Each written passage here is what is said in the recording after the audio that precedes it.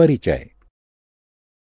अनुज और उसकी माँ उसके 1 साल के भाई के लिए खिलौने खरीदने के लिए खिलौने की दुकान में गए। अनुज ने अपने आप को विभिन्न तरह और आकार के खिलौनों से घिरा हुआ पाया। कुछ खिलौने गोल थे तो कुछ चौकोर, कुछ खिलौने वर्गाकार थे तो कुछ अंडाकार थे। उसे आकारों की दुनिया आकर्षक लगी। वह आकारों के बारे में और जानने के लिए उत्सुक है। आकारों के अध्ययन को ज्यामिति कहते हैं। इस पाठ में हम आकारों के बारे में विस्तार से जानेंगे। आओ सीखें। रेखा, रेखाखंड और किरण को परिभाषित करना। रेखाखंड को मापना। वृत्त बनाना।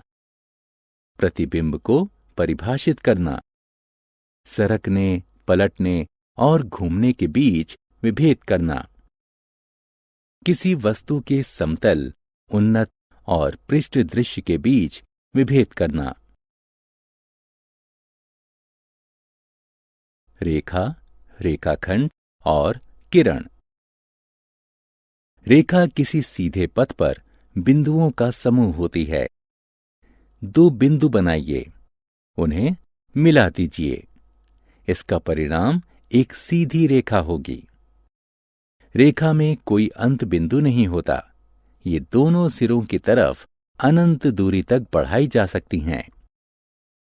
रेखाखंड रेखा का भाग होता है। इसमें 2 अंत बिंदु होते हैं। इसकी लंबाई निश्चित होती है और इसे बढ़ाया नहीं जा सकता।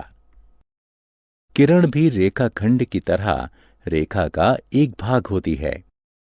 हालांकि इसमें सिर्फ एक अंत बिंदु होता है, अतः इसे एक सिरे की तरफ अनंत दूरी तक बढ़ाया जा सकता है। किरण का सबसे प्रचलित उदाहरण है सूर्य की किरणें।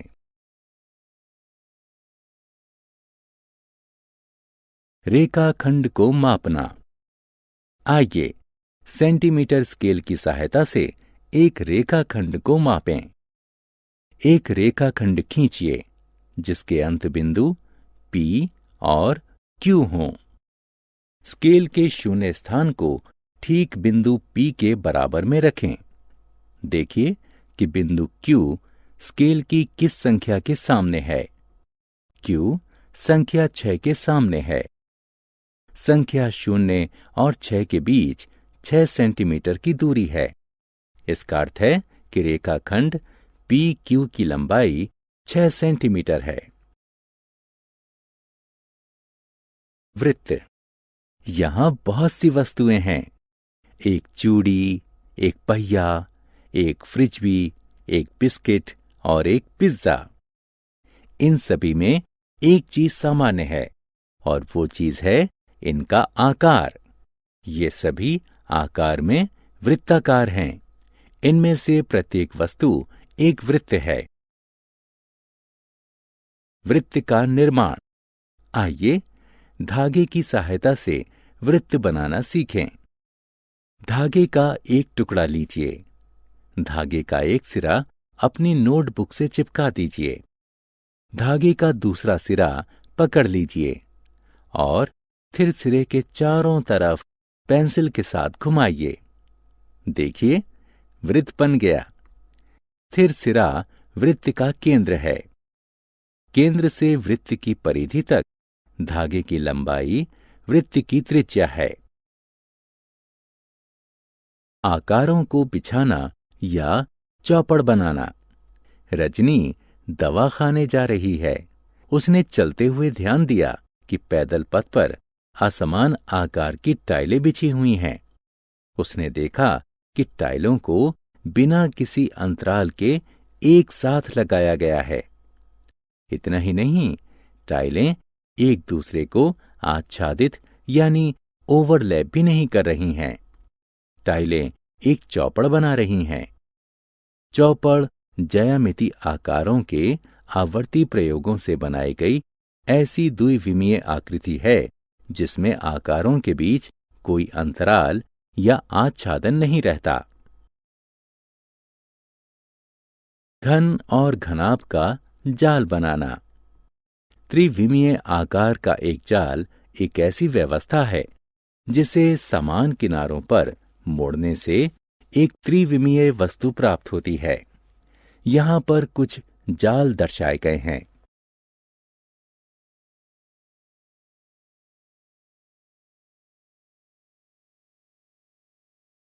प्रतिबिंब।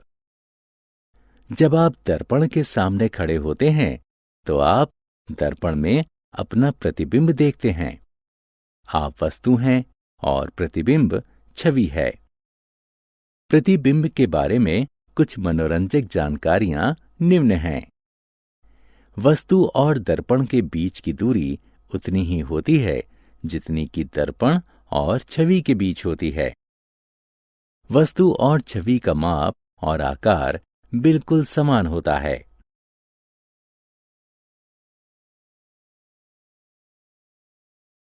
सरकाना, पलटना और घूमना। आपने अपने दैनिक जीवन में सरकना और पलटना शब्द का बहुत बार प्रयोग किया होगा। आइए देखें कि गणित में इनका क्या अर्थ है। किसी वस्तु को बिना उसके माप या आकार को बिगाड़े किसी तल के बराबर आगे बढ़ने को सरकना कहते हैं। अपने दैनिक जीवन में हम सरकाने का प्रयोग देख सकते हैं। कैरम खेलते समय हम कैरम की गोटियों को स्ट्राइकर से मारकर सरकाते हैं। बच्चे सरकने में बहुत आनंद पाते हैं। किसी वस्तु की दर्पण छवि बनाने को पलटना कहते हैं। अपने दैनिक जीवन में हम पलटने की कई घटनाओं से परिचित होते हैं। उदाहरण स्वरूप, हमारा दाहिना हाथ हमारे बाएं हाथ की दर्पण छवि होता है। इसलिए यदि हम अपने बाएं हाथ को पलट दें तो हमें हमारा दायां हाथ मिल जाएगा। इसी प्रकार दाएं पैर की चप्पल बाएं पैर की चप्पल की दर्पण छवि होती है। सरकने या पलटने से वस्तु का माप या आकार नहीं बदलते। एक सादी आकृति का एक निश्चित बिंदु के चारों तरफ चक्कर लगाना घूमना कहलाता है। दैनिक जीवन में घूमने का उदाहरण है पवन चक्की।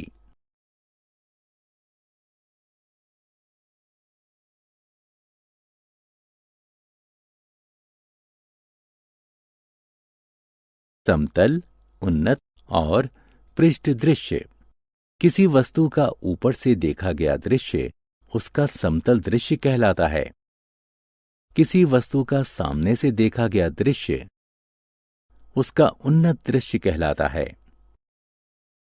किसी वस्तु का बगल से देखा गया दृश्य उसका पृष्ठ दृश्य कहलाता है।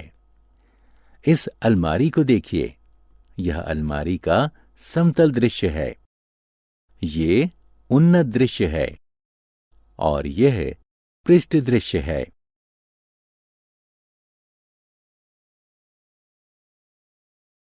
हमने क्या चर्चा की? रेखा किसी सीधे पथ पर बिंदुओं का समूह होती है। इसका कोई अंत बिंदु नहीं होता। रेखाखंड रेखा का एक भाग होता है। इसके दो अंत बिंदु होते हैं। एक किरण भी रेखा का भाग होती है। इसका सिर्फ एक अंत बिंदु होता है। चौपड़ ज्यामिति आकारों के आवर्ती प्रयोगों से बनाई गई ऐसी द्विविमीय आकृति है जिसमें आकारों के बीच कोई अंतराल या आच्छादन ना रहे। त्रिविमीय आकार का एक जाल एक ऐसी व्यवस्था है जिसे समान किनारों पर मोड़ने से एक त्रिविमीय वस्तु प्राप्त होती है। किसी वस्तु को बिना उसके माप या आकार को बिगाड़े किसी तल के बराबर आगे बढ़ाने को सरकाना कहते हैं। किसी वस्तु की दर्पण छवि बनाने को पलटना कहते हैं। एक सादी आकृति का एक निश्चित बिंदु के चारों तरफ चक्कर लगाना घूमना कहलाता है।